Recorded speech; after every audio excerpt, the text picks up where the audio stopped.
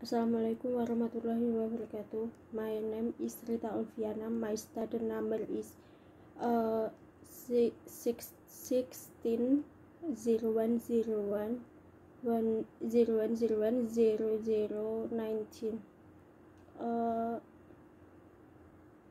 Apple and U.S. book publishers on April 12, 2012.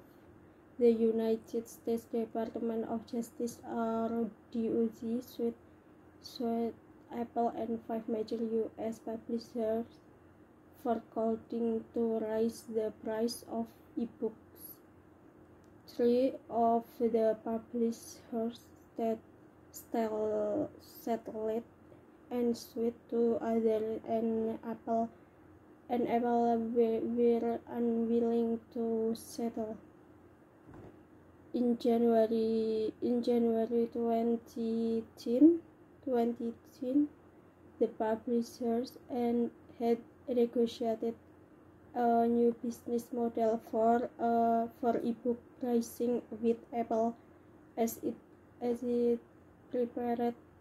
prepared to launch the iPad in exchange for 13%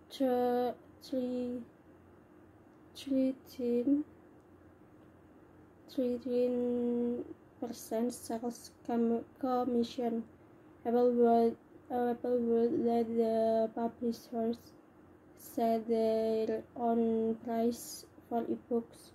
For publishers, this pricing model appeared to be a vast improvement on their wholesaling arrangement with Amazon. After at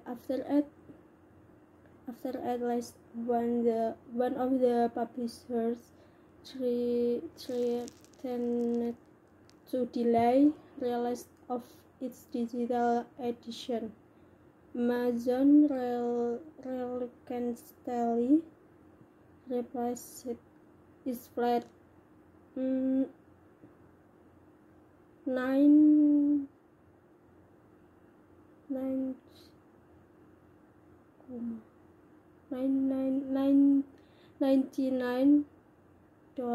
price for ebooks with Apple model, and prices rose industry-wide to about $14.99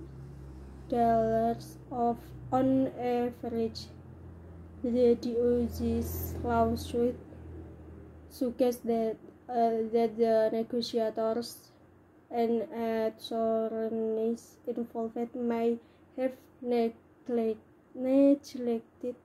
to thoroughly analyze whether it fell within the parameters of U.S. antitrust law. In the face of hammering out a deal that appears to create synergy for everyone involved, negotiators sometimes neglect to consider how their arrangement could affect outsiders on oversight with ethical and legal implication. Jadi pada tanggal 12 April 2012, Amerika Serikat Departemen Keadilan atau DOJ menuntut Apple dan 5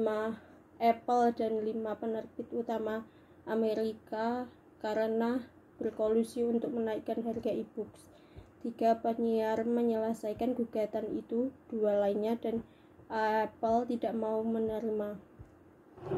Nah, pada bulan Januari 2010, penerbit telah menegosiasikan model bisnis baru untuk harga ebook dengan Apple saat bersiap untuk meluncurkan iPad.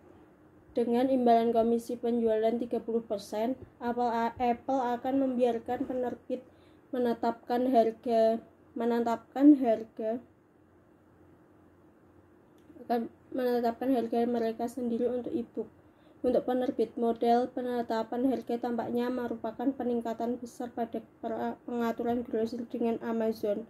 Setelah setidaknya salah satu mengancam akan menunda rilis edisi digitalnya, Amazon enggan mengganti harga flatnya $9,99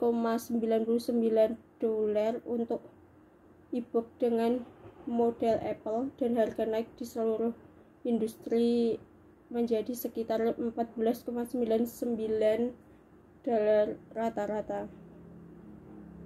Gugatan DOJ menunjukkan bahwa negosiator dan pengacara yang terlibat mungkin telah mengabaikan untuk menganalisis secara menyeluruh apakah perjanjian mereka akan benar-benar menciptakan nilai bagi konsumen, dan dengan demikian apakah itu termasuk dalam parameter undang-undang anti-monopoli Amerika Serikat.